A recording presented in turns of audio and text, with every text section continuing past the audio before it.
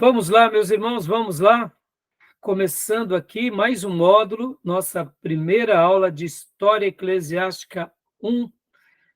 Já oramos como é costume. Mais uma vez, boa noite, graça e paz. Boa noite. Amém, boa noite, graça e paz. Boa noite, graça e paz a todos. Boa noite, graça e paz. É com muita alegria que estamos aqui iniciando mais um módulo. Estaremos hoje iniciando esse módulo de História Eclesiástica 1. Logo na sequência, depois de fechá-lo, faremos História Eclesiástica 2. E assim concluiremos este ano para a glória do Senhor. E é com muita alegria também que nós recebemos aqui tanto Samuel quanto a sua esposa, Juliana. Eles estarão iniciando conosco também esse módulo. Sejam muito bem-vindos, meus irmãos, tá bom? Essa é a nossa classe aqui.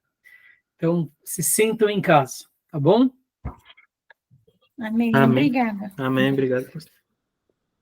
E lembrando a todos os meus irmãos, as nossas aulas são gravadas, para que vocês possam reutilizar esse material reaprendendo sobre os temas, repassando os assuntos, aprendendo, ou como na pedagogia chamamos, acomodando o conhecimento.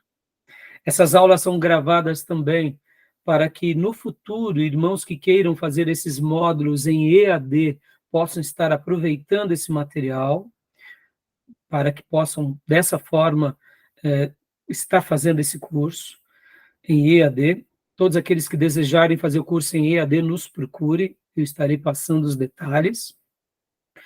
Também gravamos essas aulas para que esse material seja muito útil a muitos irmãos, onde quer que essas aulas cheguem. Que os temas tratados, as doutrinas tratadas, os livros usados, sejam bênção à vida dos irmãos, para que os irmãos, em qualquer denominação, em qualquer igreja, possam estar abençoando as suas vidas e ministérios. E, como acreditamos na intervenção de Deus, quem sabe pessoas assistindo essas aulas possam ser esclarecidas, possam ter vontade também de ler a Bíblia. E eu não tenho dúvida que, mesmo se tratando de aulas acadêmicas, pessoas poderão vir até se converterem. Porque, afinal de contas, nós estamos aqui aprendendo da palavra de Deus, esclarecendo uns aos outros e crescendo juntos. E quando nós fazemos isso com o temor adequado, e como há pouco, antes de iniciar a gravação, a gente orou pedindo a bênção de Deus, eu não tenho dúvida que pessoas que buscarem a Deus ou que invocarem a Deus de todo o coração serão salvos também. Mas sabendo que, como é uma escola de teologia, é claro que a nossa proposta é formar obreiros para o ministério, obreiros de todas as denominações, tá bom? E aqueles que estiverem vendo essa aula no futuro, vocês poderão ver e ouvir essas aulas tanto pelas nossas páginas do YouTube, quanto pelo Spotify, também em podcast. Nas demais plataformas de podcast, vocês somente ouvirão essas aulas. Tá bom, meus irmãos? Então vamos lá, meus irmãos, vamos mergulhar aqui nesses dois módulos, e eu estou muito feliz. Feliz por vocês, e também muito feliz pelo pastor Johnny e pelo irmão Gil, porque agora eles estão concluindo, quase depois de 5 anos, o curso médio deles, e eu louvo a Deus, né, pastor Johnny, irmão Gil? Boa noite, irmão Gil. Que alegria, né? Estarem aqui concluindo o curso médio em teologia. Boa noite, graças e paz a todos. É uma alegria imensa. Realmente é uma alegria imensa. Glória a Deus. Então, meus irmãos, como é costume, no início de cada bloco, eu vou compartilhar para vocês aqui a grade curricular. Deixa eu passar aqui rapidamente para vocês. Essa é a grade curricular desse curso de teologia. Nós temos o curso médio bacharel, que é esse que nós estamos fazendo agora. Nosso curso médio, o nível das aulas é de nível bacharel, por isso que, quando vocês olham aqui, podem ver que eles estão dentro desse prisma, né? Podem notar que aqui, ó, médio e bacharel está dentro. Porque você faz o curso médio, automaticamente elimina as matérias, e o irmão que desejar fazer o bacharel faz mais 2 anos, e assim tira o diploma de bacharel em teologia. E também temos o curso básico. O curso básico é aquele curso para obreiros. Um obreiro que deseja servir melhor na igreja, que deseja ter um conhecimento mais elevado do que uma escola bíblica boa. Então, é o curso básico. O curso básico tem uma duração por volta de 1 ano a 2 anos, depende muito da turma. Mas, quando se faz o básico, não se elimina matérias para o bacharel, até porque o curso básico, ele praticamente não se repete, ele só repete, no caso, quando a pessoa falta muito. A proposta dele é dar muitas informações, mas o nível dele é um nível um pouco inferior. Já o curso médio e o bacharel é literalmente uma faculdade, né? No caso, uma faculdade de 3 anos, o curso médio, e somando-se mais 2 anos o bacharel. O curso médio é para formar pastores, evangelistas, missionários, pessoas que estarão prontas para conduzir um rebanho, ou serem obreiros de ministérios de liderança, e o bacharel é para serem pensadores, conhecerem as línguas originais, serem mais profundos, tá bom? Qualquer dúvida, nos procure, né? Aqui está a nossa grade. E agora a gente está dando esse curso agora, como eu já disse para vocês, ele é modular, né? Então, tá bom? Alguma pergunta, alguma dúvida, meus irmãos? Não. Amém. Só para vocês terem uma ideia, hoje nós estamos aqui, ó, História Eclesiástica 1, depois estaremos História Eclesiástica 2 no próximo e último módulo do ano, no 8º bimestre. E História Eclesiástica 3, pastor? Eu dou História Eclesiástica 3, irmãos, aqui, ó, no bacharel. Nós fizemos esse remanejamento, né? Então, nós teremos só História Eclesiástica 1 e História Eclesiástica 2, tá bom? Vamos lá, então. Agora eu vou apresentar para vocês a grade curricular. A grade curricular, as ementas. Eu estarei passando agora para vocês. Quero só dar uma demonstração do conteúdo programático, da ementa, né? O programa de aula. Nos meus dias de aluno, nós tínhamos História Eclesiástica 1, 2, 3 e 4. O meu currículo era o currículo do bacharel, então quem foi o meu professor foi o pastor Maurício Abreu de Carvalho. Então ele me deu essa aula, foram aulas maravilhosas. O pastor Maurício, ele é fruto também do STBnet.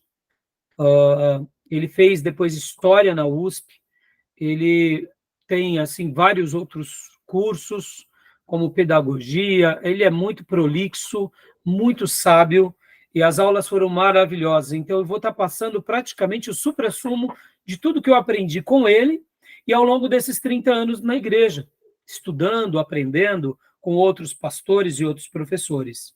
Então, só para vocês terem uma ideia, nós estaremos fazendo uma síntese das 3 primeiras histórias eclesiásticas. Tá dando para vocês verem aqui? Tá dando para vocês lerem? Vou aumentar um pouco a letra, tá? Então, por exemplo, irmãos, olha só, o objetivo dessa matéria. Leia para nós, Júnior, por gentileza. Ok. Objetivos. Compreender os princípios da Igreja Cristã através da sua diversidade. 2. Incentivar a pesquisa histórica. 3. Analisar o contexto igreja e sociedade. Percebam que qual que os objetivos aqui parece chover no molhado, irmãos, mas quem não conhece a sua história, ele está fadado a sofrer com os mesmos erros do passado. Conhecer a história, ela é fundamental para que a gente possa tanto aprender com ela, quanto também para que a gente possa não sofrer, ora, pelos erros que os nossos irmãos tiveram no passado. Eu não sei se vocês já notaram que uma nação forte valoriza a sua história. Uma nação forte, ela tem o quê? Um conhecimento dos seus antepassados, os pontos altos, os pontos bons, e ao mesmo tempo eles preservam. Agora, uma nação como somos, né, brasileiros, temos 500 anos de história, mas percebam, irmãos, como alguém já disse, que no Brasil até a história nossa ela é incerta. Não é assim? Concordam com isso, irmãos? Porque podem ver, na cultura brasileira, não há uma ênfase em valorizar a nossa história. Estou falando aqui de forma crítica, né? Não sei se vocês pensam a mesma coisa. Mas pode ver que até o passado no Brasil é incerto, porque em certos momentos, aqueles que estão no controle da nação, eles tentam apagar os erros e tentam remontar a história. Eu sei que isso eu posso dizer que é uma atrocidade com os fatos, mas nós não podemos negar que isso é uma realidade. É uma realidade que alguns povos, alguns grupos gostam de fazer, porque é uma maneira de você tentar manipular o presente quando você tenta apagar o passado. E conhecer os princípios da história, e principalmente da história da igreja cristã, se torna muito relevante, porque agora a gente vai estar trabalhando aqui nesse módulo, como disse aqui, compreender os princípios da igreja cristã, ou seja, nós não estaremos agora entrando numa história mundial, numa história universal. A gente estará focado na história do cristianismo, desde a origem, que é com Cristo, depois com os apóstolos, a igreja primitiva, depois o primeiro século, e aí a gente vai estar desenvolvendo todos os demais séculos paulatinamente. Por quê? Porque aí, conhecendo um pouco, a gente conhece um pouco a nossa diversidade. E, ao mesmo tempo, a gente incentiva os alunos ao quê? A fazer essa pesquisa, a conhecer um pouco o seu legado.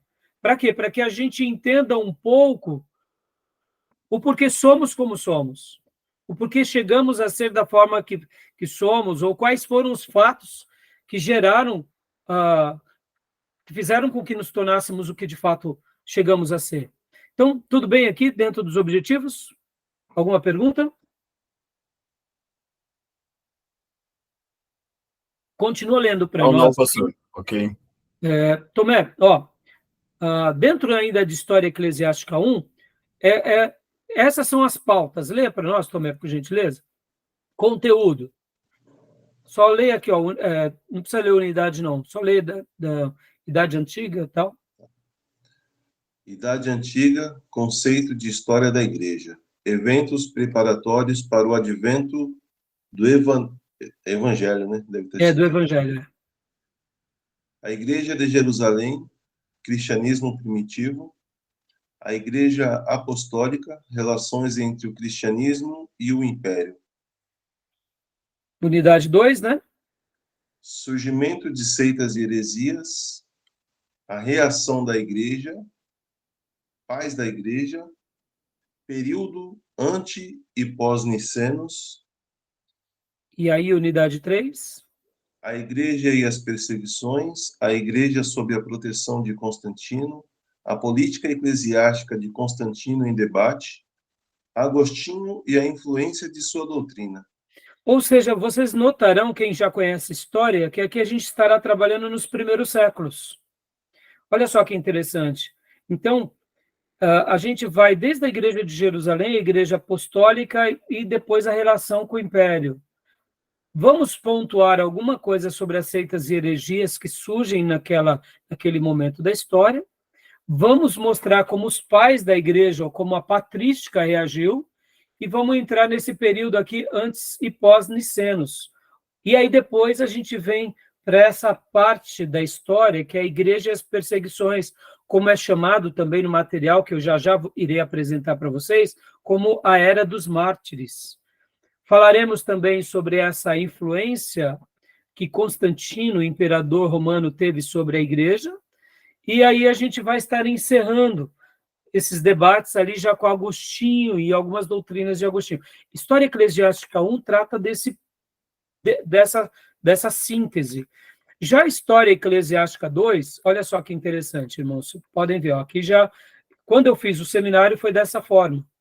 Agora, pode ver que a História Eclesiástica 2 é praticamente quase as mesmas questões, né? Pode ver que os objetivos é compreender a igreja cristã atual, com suas idiosincrasias e diversidades, através do estudo da história, incentivar a pesquisa histórica ainda incipiente da igreja brasileira.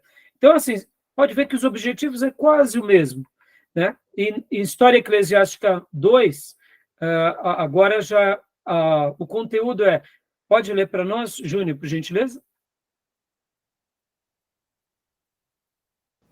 Qual que é?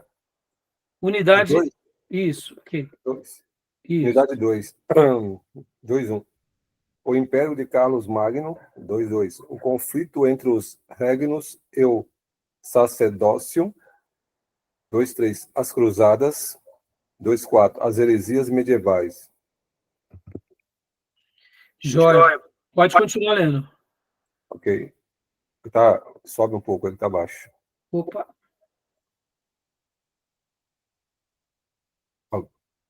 Mais um pouco. Você leu a Idade Média? Eu li até as heresias medievais. Isso, desde o 1, né?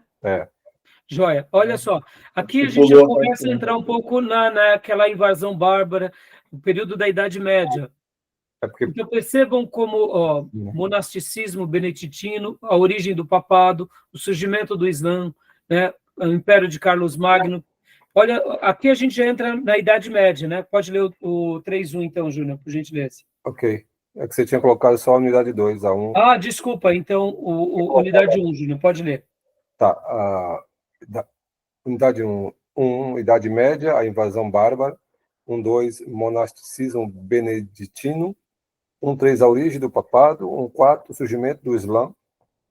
E unidade 2.1, Império de Carlos Magno. 2.2, o conflito entre os regnos e o sacerdócio. 2.3, as cruzadas. 2.4, as heresias medievais. Agora o 3.1. 3.1, as ordens mendicantes, franciscanos e dominicanos. 3.2, a atividade teológica, os pré-reformadores, Wycliffe e Hus. 3.3, a Renascença. Jóia. Então, irmãos, olha só, como a gente viu há pouco, né, dentro dos objetivos, né, compreender a igreja cristã atual com suas idiosincrasias, né, até essa palavra um pouco diferente, né, irmãos? O que seria essa palavra, né? Deixa só um minuto. Essa palavra, né, na realidade, seria características peculiares da história, né? Então, a gente vai tentar entender a Idade Média a partir dessas características peculiares e das diversidades. Desde a invasão bárbara, surgimento, né? Podem ver que aqui já começa a história do catolicismo, não mais aquele catolicismo raiz, mas o catolicismo romano.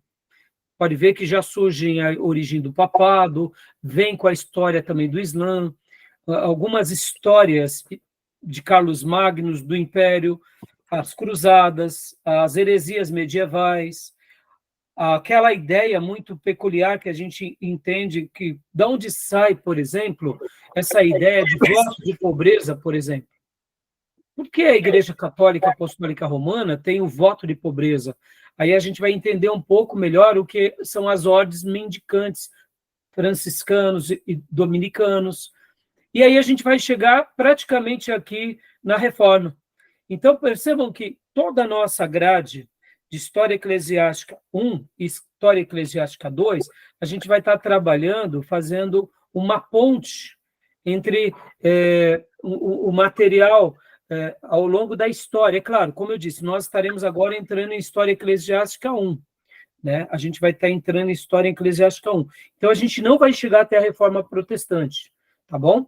em História Eclesiástica 2, que a gente vai chegar lá, tá bom? Mas eu só estou mostrando aqui para vocês como que era a minha grade, tá bom? Só para vocês terem noção. E agora, rapidamente, a História Eclesiástica 3, que é a Idade Moderna, né? É a Reforma Luterana, Reforma de Zwingliana, Movimento Anabatista, Calvino e a Predestinação, Reforma Anglicana, Reforma Católica e Contra-Reforma, e aí vai vir cristianismo nas colônias espanholas da América, no Brasil, nos Estados Unidos, e algumas outras acréscimos, né, como os arminianos, puritanos, as igrejas livres, os quáqueres, petismo, moravianos, e aí a gente encerra. Então, na realidade,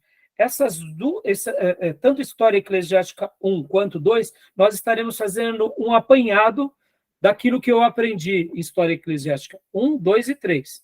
E como eu disse, somente aqueles que forem fazer o curso bacharel, aí eu estarei depois dando História Eclesiástica 4, que no caso nosso hoje corresponde à História Eclesiástica 3, que aí já vem mais como uma ideia da idade contemporânea, depois da Revolução Francesa, a Nova Europa. E aqui esse é o tema somente para aqueles que forem fazer o bacharel, tá bom? Teologia protestante na Inglaterra, na Alemanha, teologia católica, missões na Ásia, na Oceania, protestantismo no Brasil, seitas cristãs nos Estados Unidos, movimento ecumênico, o evangelho da Guerra Fria, a teologia da libertação, movimento pentecostal e a igreja de hoje. Então, aí a gente encerra esses módulos de história eclesiástica. 1, 2 e 3. Mas lembrando que esse assunto que eu acabo de apresentar é dado apenas no bacharel. Tudo bem até aí, meus irmãos? Ok, Tranquilo? tranquilo. Né? Bastante assunto, né, Júnior? Bastante. Então, Bastante assunto. Eu tenho essa obra aqui, ó, simples. como não está dando para ver, encosta mais na câmera. Não está desfocando, Júnior, você acredita? Você Eu acho que você tem que depois... Tira uma foto e manda no... isso. História da Igreja Cristã. Ótimo. Levanta um pouquinho o seu rosto. Joia. Agora deu para ver. Bom, Júnior. é muito bom. Você tem esse livro, né? Tem, muito bom, da Editora Vida. Muito bom. Então, agora eu vou mostrar para vocês qual é o livro que vocês vão ter que comprar, meus irmãos. Olha aqui, ó. Deixa eu mostrar para vocês. Vocês vão ter que comprar esse material. Vou pegar aqui.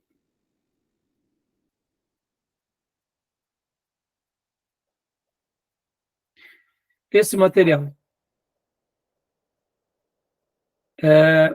História do Cristianismo, volume 1 e 2, do Justo Gonzalez, tá, meus irmãos?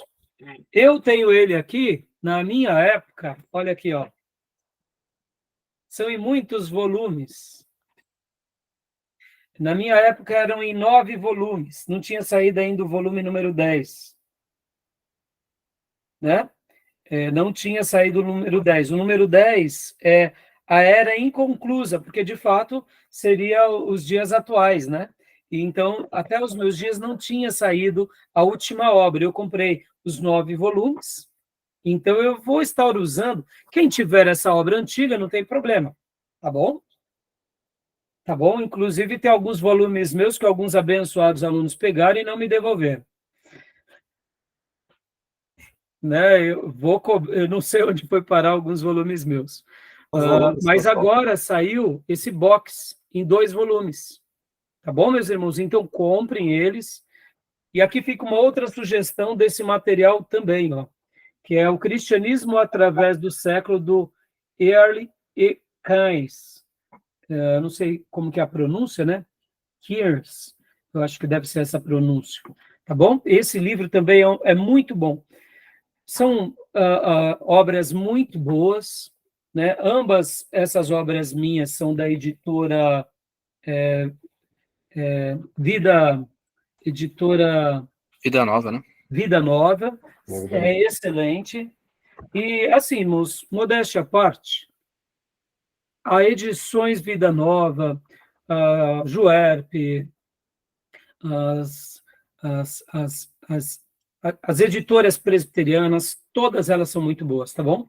Eu também tenho esse livro aqui, que é A Formulação das Almas, que é um livro também baseado em história, que foi um presente de um amigo, o autor é José Murilo de Carvalho, mas ele é um livro secular, né?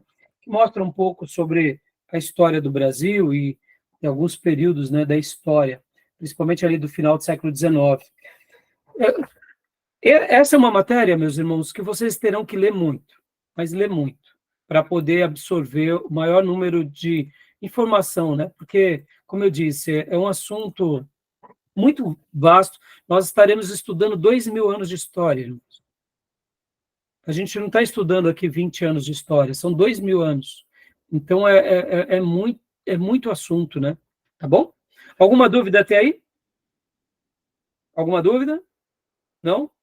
Quero lembrar a todos vocês que a média mínima para passar de ano é a nota 7, sendo que eu tenho 3 características para minha nota.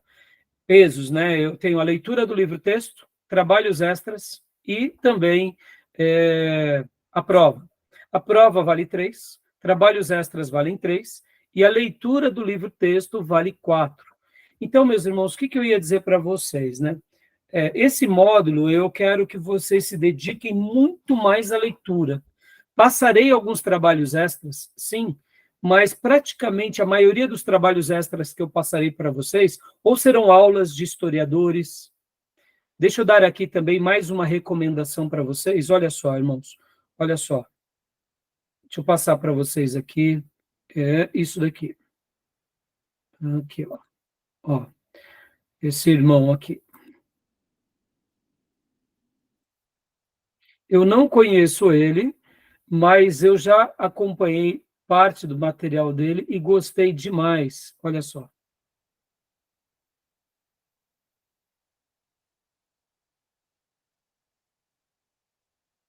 Peraí.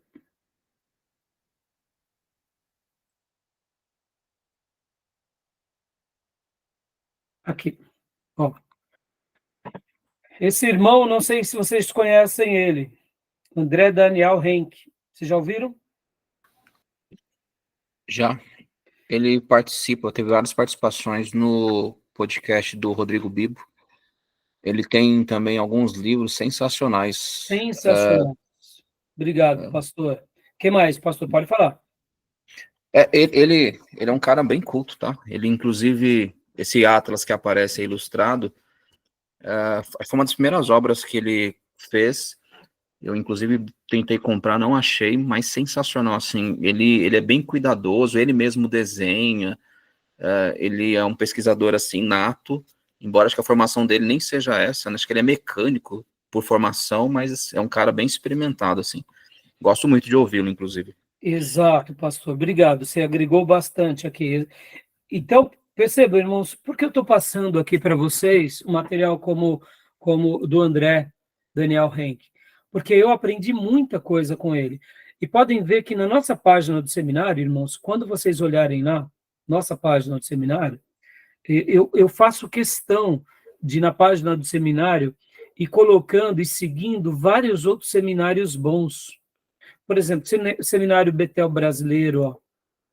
Olha só, então tem muitas palestras interessantes, própria STBnet, Faculdade Teológica de Perdizes, aqui a própria Igreja do Saião, que também, no caso, né, Igreja Batista Nações Unidas, eles têm também um material de seminário muito bom. Então, no próprio André Henke, temos aqui também o próprio canal do José Ribeiro, o próprio Flávio, nosso irmão Flávio, que foi seminarista, que tem esse canal aqui, que ele se dedica a missões. Mas percebam, eu vou colocando aqui, ó, Primeira Igreja Batista de Araras, não lembro por que eu coloquei, mas eu procuro, ó, Seminário Teológico Batista Nacional Oficial, Instituto Reformado de São Paulo. Então, eu vou colocando muitos outros irmãos, a Márcia Zoner, que também é uma pessoa muito voltada para essa área, nós já utilizamos um material muito grande da Márcia Zollner, o próprio professor Paulo Pescador, que é um dos coordenadores da STBnet.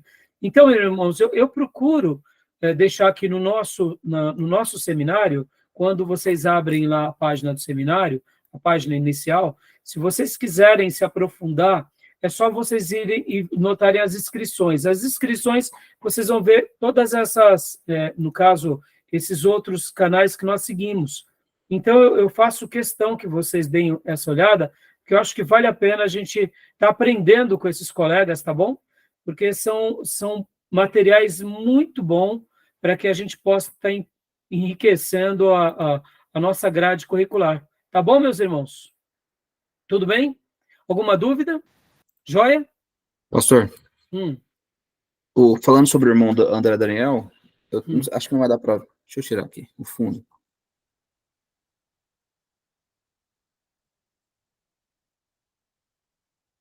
Não está dando para ver por causa Não do dá pra fundo. ver. Põe no seu rosto. Põe no seu Daqui a rosto. pouco. Não, né? Vamos construir... Isso, vamos construir o templo da época de Jesus. É o templo, né? Sim, sim. De quem que é? É do próprio André Daniel. Olha aí, tá vendo? Isso para as crianças é bem interessante. Eu comprei para montar com eles. Olha aí, obrigado, tá vendo? Então, meus irmãos, e aqui, ainda agregando um pouco mais para vocês, eu estarei passando materiais para vocês do Saião, do Franklin Ferreira, do Nicodemos e do Hernandes Dias Lopes. Como eu disse para vocês, e do próprio professor Maurício Abreu, graças a Deus, hoje nós temos bons historiadores, excelentes teólogos, que vão agregar muito para a nossa formação, tá bom? Beleza até aí, meus irmãos? Tranquilo? Estou apresentando tudo isso para vocês saberem aonde que a gente vai estar trilhando aqui, onde a gente vai estar comendo, onde a gente vai estar aprendendo. E como eu disse, Edições Vida Nova, Editora Juep, Teologias Reformadas, Editoras Presbiterianas, tá bom? Beleza, meus irmãos? Alguma pergunta a mais? Não? Tranquilo? Então, irmãos, agora vamos lá. Vamos, então, mergulhar um pouco agora no material em si. Vamos lá, vamos para o material. Eu, como costume, quero começar a aula de hoje lendo um texto bíblico. Lendo um texto bíblico com vocês. Né? Quero ler um texto bíblico. Esse assunto da história eclesiástica, para alguns, pode ser um assunto assim não tão relevante, como, por exemplo, teologia sistemática. Mas, meus irmãos, eu ouso e afirmo para vocês que a história eclesiástica ela é muito importante. Como eu disse para vocês, quem não conhece a sua história está fadado a muitos erros. A muitos erros. E para que a gente leia o texto bíblico e comece agora o nosso material, eu queria apenas dizer isso para vocês. Não tem como ser um cristão sem conhecer a nossa história. Concorda?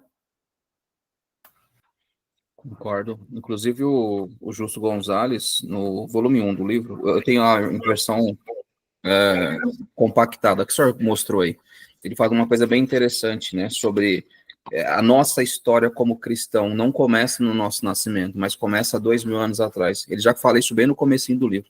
Eu achei brilhante. E realmente é uma realidade, né? Nós estamos aqui hoje, graças a Cristo, obviamente, mas por conta desses irmãos, que ao longo de todo esse tempo levou a palavra de modo a chegar até nós. Obrigado, pastor. Exatamente. Era isso que eu quis dizer há pouco, e você trouxe as palavras do Justo Gonzalez com propriedade.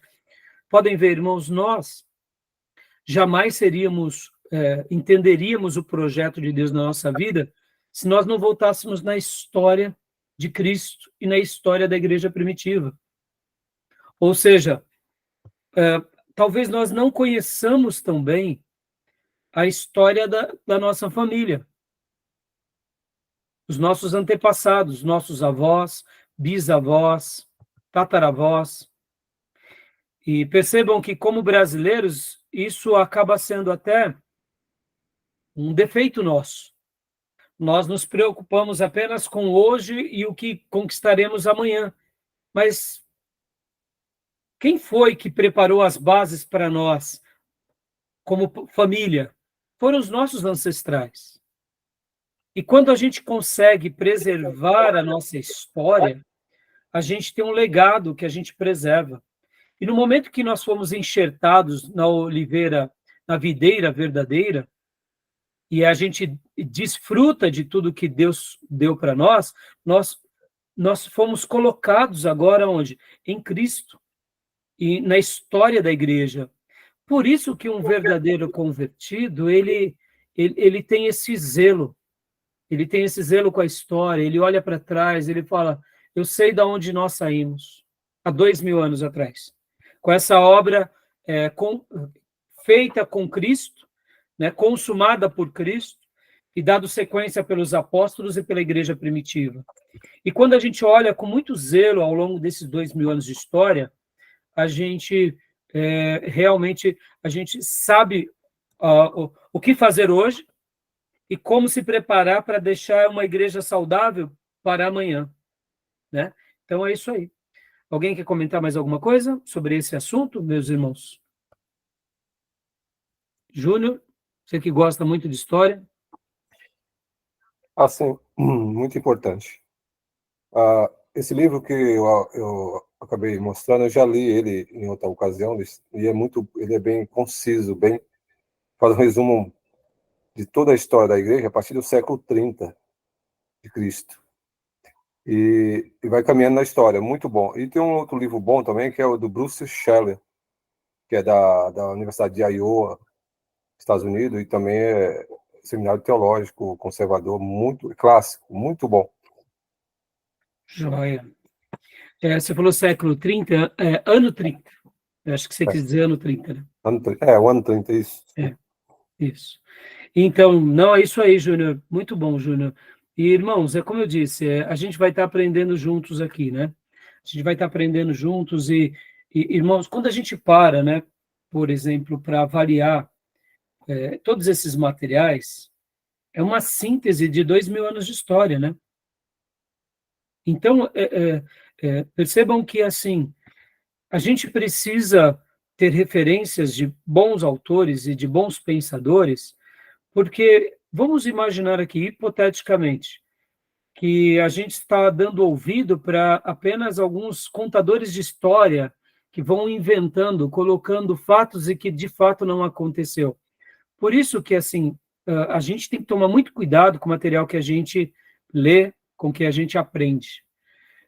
Porque muitas vezes a pessoa ela se passa por um erudito, mas não é um erudito, né?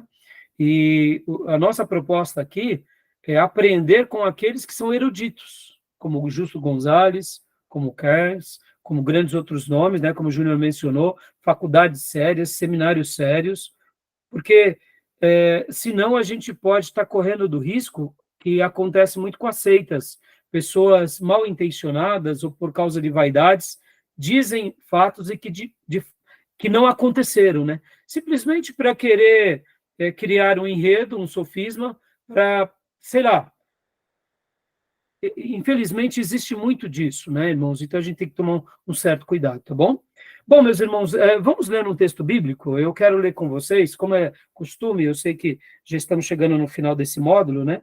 Mas vamos ler um texto bíblico, porque hoje, sempre na primeira aula, a gente passa a grade curricular, passamos a ementa, é uma aula mais introdutória, né? Eu tive que mostrar esse material para vocês, então demoramos um pouquinho mais. Mas vamos ler o texto bíblico que está em Daniel, capítulo 4, versículo 3 e versículo 34. Vamos ler? Eu, inclusive, abri aqui, né? E estarei compartilhando aqui com vocês. É aquele texto também de Daniel, que fala sobre o Senhor na história. Leia para nós, Tomé, versículo 3, Daniel 4, 3, está aqui, eu abri a Bíblia online, né? Estava até Versículo aberto aqui. 3 e versículo 34 para nós. Já estava até aberto aqui em cima da mesa. Ah, é? Pode ler para nós, Tomé. Quão grandes são os seus sinais e quão poderosas as suas maravilhas. O seu reino é um reino sempre eterno e o seu domínio de geração em geração. Joia. Essa é aquela história de Daniel muito linda, não vai dar tempo de lermos tudo aqui agora, mas vamos ficar apenas com esses 2 versículos. E agora leia para nós o versículo de número 34 também, Tomé, por favor. Mas ao fim daqueles dias, eu, Nabucodonosor, levantei os meus olhos ao céu e tornou-me a vir o meu entendimento, e eu bendisse o Altíssimo, e louvei e glorifiquei ao que vive para sempre, cujo domínio é um domínio sempiterno, e cujo reino é de geração em geração. Glória a Deus. Esse texto é aquele texto em que Daniel, que o rei tem aquele sonho sobre a imagem de ouro. Ele sonha e depois vem a interpretação, né, de Daniel. E Nabucodonosor, se não me engano, é isso, o sonho de Nabucodonosor, né? É o sonho de Nabucodonosor. No versículo 1 em diante diz, né, o rei Nabucodonosor, aos homens de todas as nações, povos e línguas que vivem no mundo inteiro, paz e prosperidade. Tenho a satisfação de falar-lhes a respeito dos sinais e das maravilhas que Deus, o Altíssimo, realizou em meu favor. E aqui ele faz essa declaração, né, dessas palavras bendizendo a Deus com relação a como ele via a pessoa de Deus, né? Que Deus é aquele pelo qual o domínio é um domínio sempiterno e cujo reino é de geração em geração. Peguei esse texto aqui, meus irmãos, porque a história de Daniel, tanto aqui no capítulo 4, quanto nos demais capítulos, é uma história muito linda no que se diz respeito ao cumprimento das profecias e da manifestação de Deus na história.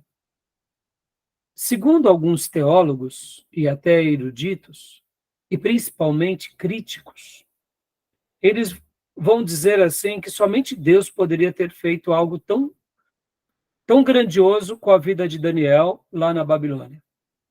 Alguns críticos, inclusive da escola liberal, vão falar que o livro de Daniel não foi escrito ali em loco por Daniel durante os seus dias, porque seria impossível Daniel vislumbrar, ver aquilo que na história da humanidade temos como fato de vários impérios. É claro, né? Quem diz isso é porque de fato despreza do poder de Deus e da soberania de Deus. A escola da alta crítica, eles vão dizer que o livro de Daniel foi escrito depois que já tinha passado o Império Babilônico, Medo-Persa, grego, no início do Império Romano. Então, alguém escreveu como se fosse Daniel, mas lá na frente. Isso é uma tolice. Nós sabemos que isso é uma tolice porque nós vemos que até hoje algumas profecias de Daniel não se cumpriram.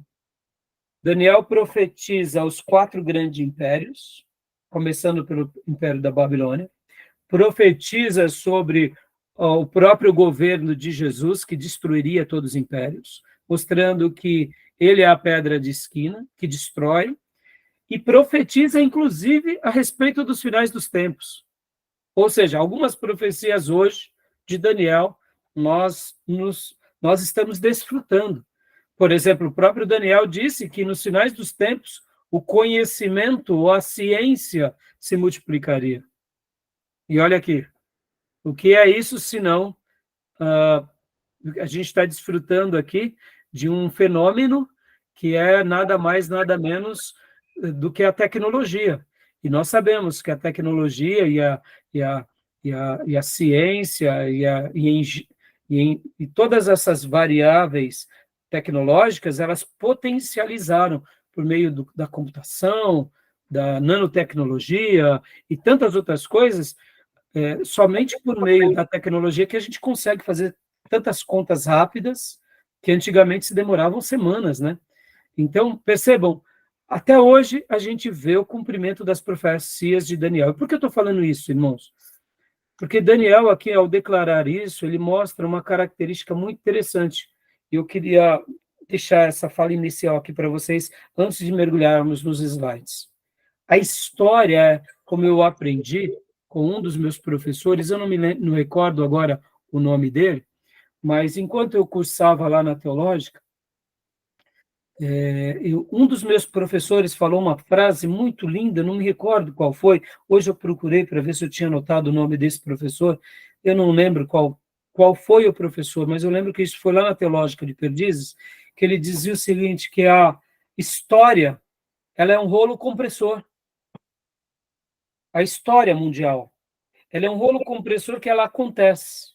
Por exemplo, hoje nós estamos vivendo aqui, nesse momento tecnológico, nesse momento chamado mundo pós-moderno, estamos aqui no Ocidente, temos os nossos problemas, temos os vícios, temos a promiscuidade, temos a corrupção, temos o tráfico, temos o narco-estado, temos tantos problemas e tantas virtudes. Essa é a nossa história.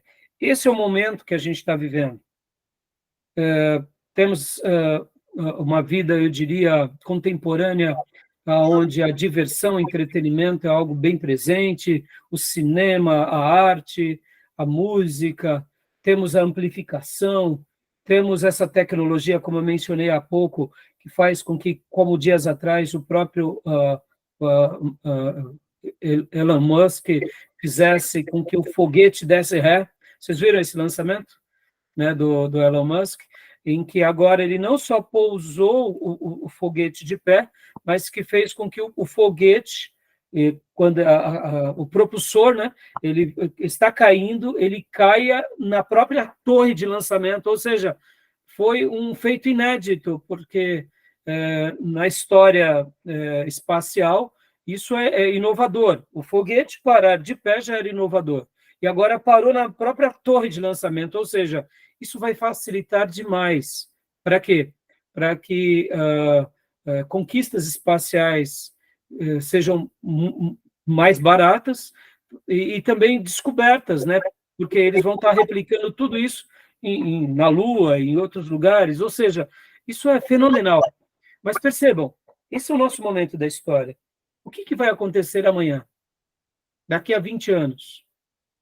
Será que vai vir um acontecimento mundial sobre a história que vai mudar todo o pano de fundo nosso, como civilização, como povo, como cultura? Percebam que a história ela é um rolo compressor, que ela passa por cima de filosofias, ela passa por cima de culturas, ela passa por cima de nações, ela passa por cima de impérios, de etnias. E quando a gente olha para trás, foi algo assim que aconteceu na história do nosso planeta. Nós podemos não entender bem, mas, por exemplo, quando a gente olha para a história mundial, um dia nesse planeta teve o quê? Teve dinossauros, teve seres gigantes, e eles foram destruídos. Alguma coisa aconteceu na história mundial em que mudou.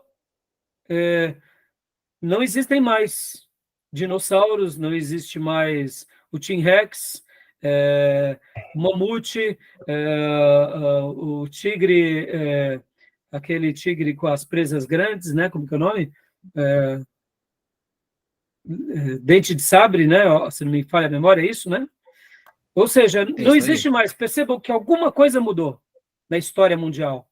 E quando a gente pega os grandes impérios, como, por exemplo, foi a Suméria, algo aconteceu com a Suméria que ela foi apagada praticamente da história. Quando nós olhamos para o Egito, algo acontece com o Egito que ainda sobra algumas coisas que a arqueologia mostra aquelas conquistas. Quando a gente vê para a Babilônia, o Império Medo-Persa passa por cima da Babilônia. Depois a gente vê o Império Grego, ele passa por cima do Império Medo-Persa, e depois a mesma coisa acontece com o Império Romano, depois a gente tem o Império Bizantino, depois temos o Império Mongol, ou seja, percebam como a história ela vai sendo recriada. E acontecimentos, muitas vezes acontece, literalmente um rolo compressor. E por que eu estou falando isso para a gente pontuar aqui nesse primeiro dia de aula? Porque assim também aconteceu com a história da igreja. Um dia a história da igreja ela chegou, e a história de Cristo, para fazer um corte na história, antes e depois de Cristo. Não é assim, irmãos? Pode ver que hoje há uma discussão que eles estão querendo ter um novo sistema de datação, ignorando Cristo. Já viram isso? Podem ver que até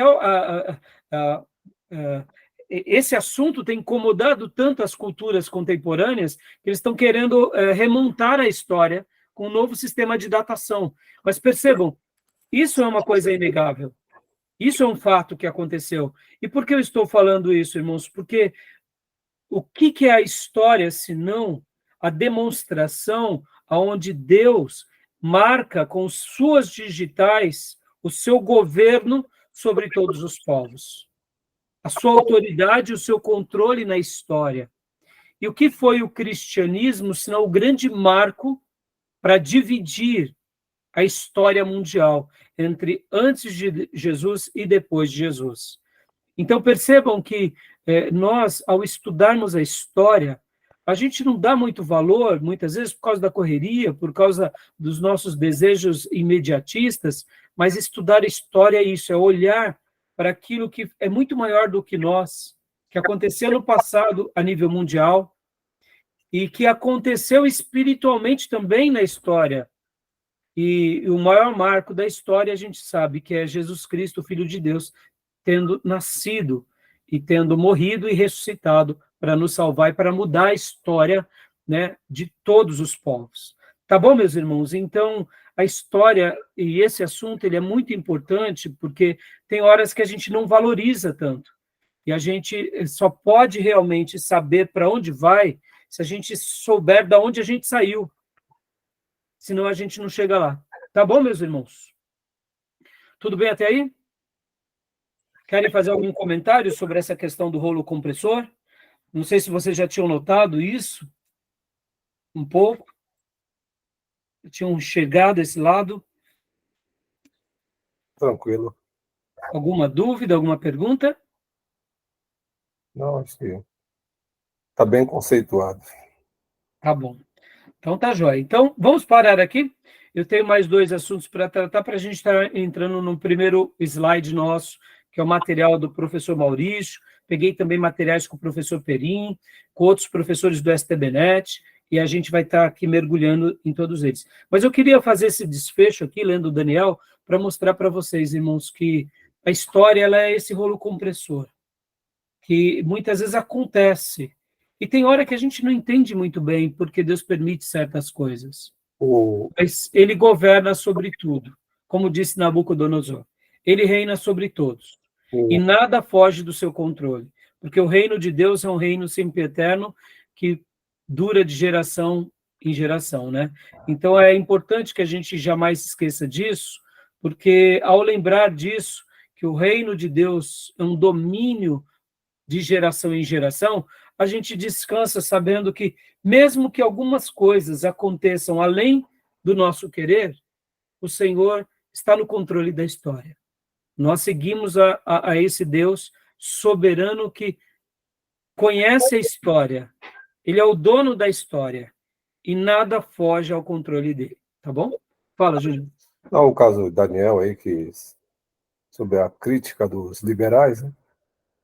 Não é necessário o historiador ele vê em tempo real os fatos, né, como um repórter investigativo, como um personagem histórico dos fatos. Algumas vezes ele foi, outras vezes não, o Daniel. Sim, sim. Mas a crítica liberal, Júnior, quando eles fazem esse apontamento, eles remontam um enredo mostrando assim uma figura que tivesse vivido ali nos dias da Babilônia, logo na sequência da conquista também, depois do Império Medo-Persa, mas como ele poderia ter acertado esses 4 rolo-compressores da história mundial, se ele era um simples mortal? Então, eles não admitem que alguém, né, possa ter recebido isso como uma revelação, né? Ou seja, é uma maneira humana de querer dar uma resposta para aquilo que a gente crê que Deus é o Senhor da história, né? O Apocalipse é a maior prova disso, né? Exato, para enfraquecer a verdade bíblica, né? Exato. Nós temos outros historiadores, como Joséfo, como Heródoto, né, que era o pai do grego, né? Não precisou ser um repórter para acompanhar tudo, né? Seu tempo. Sim, e exatamente isso. Só que, percebam, seria uma grande mentira, né? Por exemplo, um autor escrever 4 séculos depois, nos dias do Império Romano, se fazendo de conta que era Daniel, só para criar um enredo de espiritualidade. Ora, se Deus quisesse realmente registrar algo assim, não teria nenhum problema, desde que tivesse, se fosse algo de Deus, haveria legitimidade. Por exemplo, vamos pegar um exemplo bem claro. O próprio Jeremias, quando ele escreve 1 Reis e 2 Reis, deduzimos que é Jeremias. Jeremias foi vários séculos depois dos acontecimentos do livro de Reis. 4 séculos depois, pelo menos. Ou seja, nenhum problema. Ele escreve sobre a história dos reis. Ele narra. Então, ele não mente nesse sentido. Ele não espiritualiza aquilo que não aconteceu. Então, na realidade, não teria nenhum problema, né, se de fato tivesse sido isso. Mas nós acreditamos que Daniel viveu essas experiências. Ele foi essa grande pessoa que, in loco, vivenciou essa experiência, registrou, e aquilo que ele tinha como profecia, ele registrou. Podem ver que Daniel vê Miguel, vê Gabriel, vê guerras espirituais, né? Ou seja, Daniel é um livro muito maravilhoso. Tá bom, meus irmãos? Joia, vamos parar por aqui agora, para a gente ir para o nosso intervalo, para vir para o segundo bloco, para a gente mergulhar um pouco no assunto, tá bom? Tá joia? Vou parar aqui nossa gravação, tá bom? Então, até já.